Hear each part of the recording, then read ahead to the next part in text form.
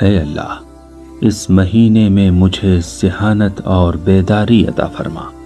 اور مجھے بے عقلی اور غلطیوں سے دور کر دے،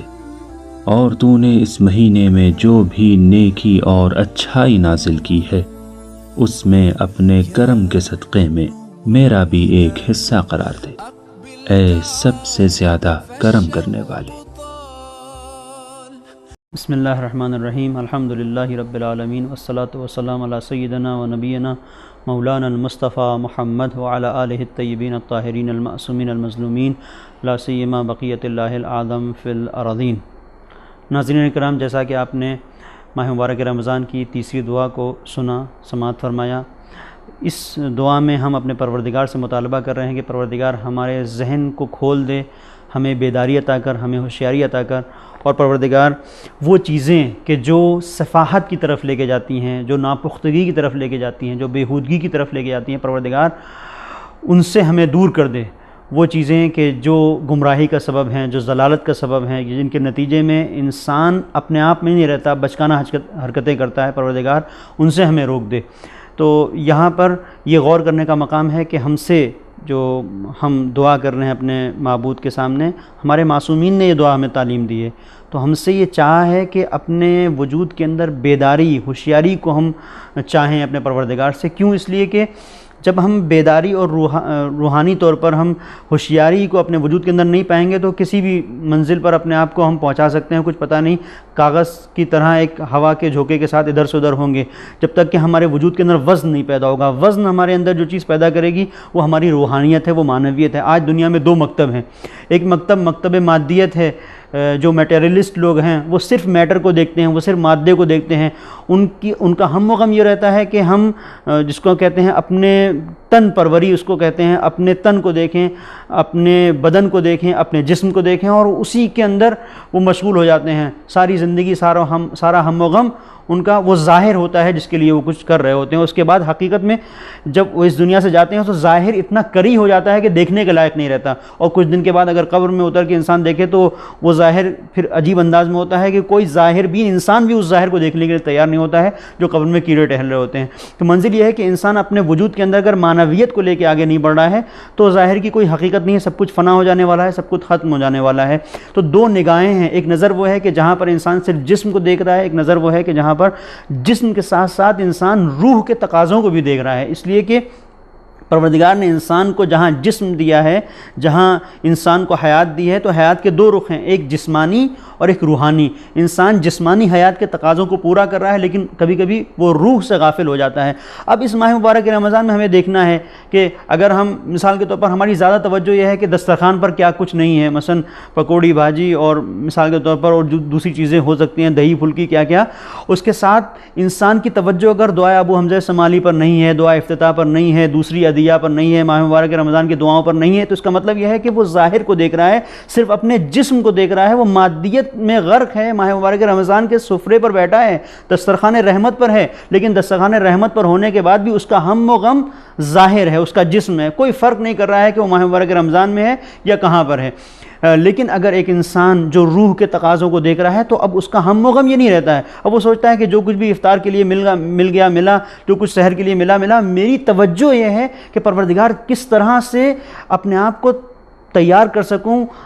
بندگی سے اپنے آپ کو میں آراستہ کر سکوں، اس کا ہم و غم یہ رہتا ہے۔ اور جب ہم و غم یہ رہتا ہے تو ظاہر ہے اس کے اندر وجود کے اندر ایک بیداری آتی ہے، ایک ہوشیاری آتی ہے، اور جب تک انسان ہوشیار و بیدار نہ ہوگا اور جب تک انسان اپنے روح کی طرف متوجہ نہیں ہوگا تب تک کچھ حاصل نہیں کر سکتا ہے۔ اسی لیے کہا گیا ہے کہ کہیں ایسا نہ ہو پروردگار کہ ہم صفی ہو جائیں۔ صفی صفاحت کے سلسلے سے امام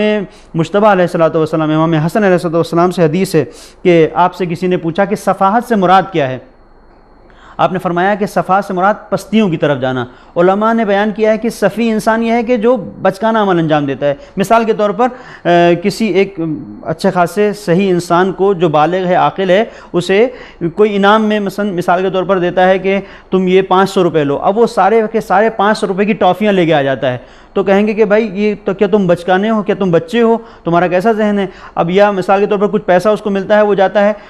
غبارے لے کے آ جاتا ہے، بیلون لے کے آ جاتا ہے، تو یہ ظاہری طور پر تو بالغ ہے، ظاہری طور پر تو دکھ رہا ہے کہ سمجھدار ہے، ظاہری طور پر تو دکھ رہا ہے کہ بچہ نہیں ہے، لیکن حقیقت میں اس کا ذہن بچے کی طرح ہے۔ تو پروردگار سے ہمارا مطالبہ یہ ہے کہ پروردگار ان چیزوں سے ہمیں دور کر دے جو ہمیں سفاہت کی طرف لے کے جاتی ہیں، جو ہمیں ہمارے وجود کو بچکانا بنا دیتی ہیں۔ اب بچکانا بن جانا کیا ہے کہ ماہ مبارک رمضان میں ساری چیزوں کو چھوڑ کر ہماری ساری توجہ یہ ہے کہ ہمارے افطار پارٹی میں مثلا کون سے اہم شخصیتوں کو ہم بلائیں، کن لوگوں کو بلائیں، کون آئے، یا ہماری ساری توجہ یہ ہے کہ ہم کھانے میں کیا بنائیں، یا ساری توجہ ہے کہ سحری میں کیا ہو، یا ساری توجہ ہے افطاری میں کیا ہو۔ یہ ساری وہ چیزیں ہیں جو انسان کو سفاہت کی طرف لے کے جا رہی ہیں، اور ہمارا پروردگار سے مطالبہ اور پروردگار سے استدعا اور پروردگار سے ہماری گزارش یہ ہے کہ پروردگار ہمیں اس طرح سے ہوشیار بنا دے کہ ہماری ہوشیاری اور بیداری اس منزل پر ہو کہ ہم نہ بچوں جیسا عمل انجام دیں، نہ سفیہوں جیسا عمل انجام دیں، اور نہ ان لوگوں کا عمل انجام دیں جو احمقوں کا عمل ہے۔ اب احمق کا الگ الگ معیار ہے۔ مثال کے طور پر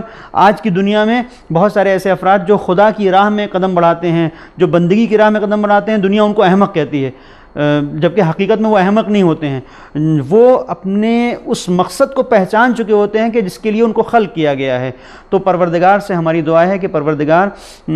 اس دن کو ہمارے لیے ایسا دن قرار دے کہ جہاں پر ہمارے وجود کے اندر ایک بیداری اور ہوشیاری ہو، اور ہم ضلالتوں سے، گمراہیوں سے نجات پاتے ہوئے اس منزل پر آگے بڑھیں جو راہ بندگی ہے، اور کہیں پر بھی ہم سفیہ نہ کہلائیں، اور کہیں پر بھی ہم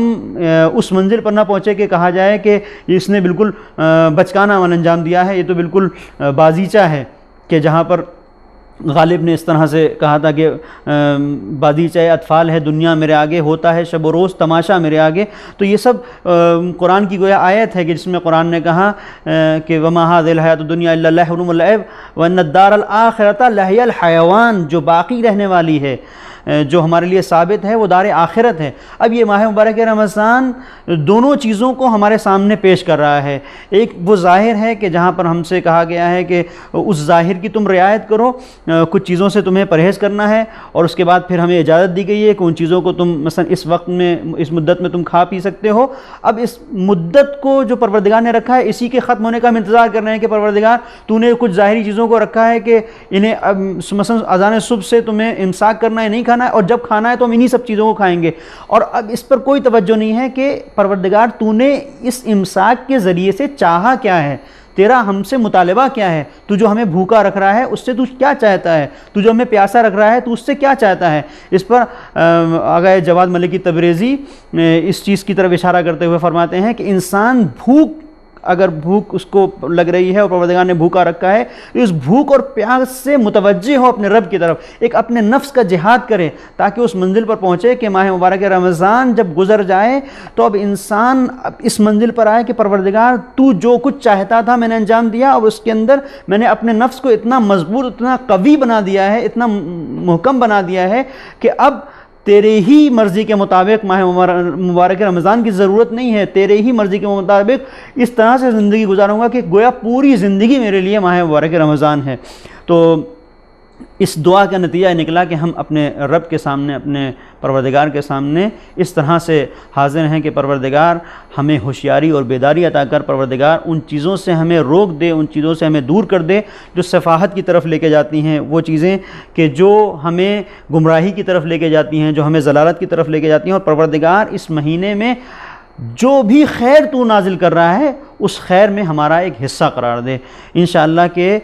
اس خیر میں، ہر ایک اس خیر میں جو اس ماہ مبارک رمضان میں پروردگار نازل کرے گا ہمارا ایک حصہ ہوگا۔ وصلی اللہ علی محمد وآلہ الطاہرین۔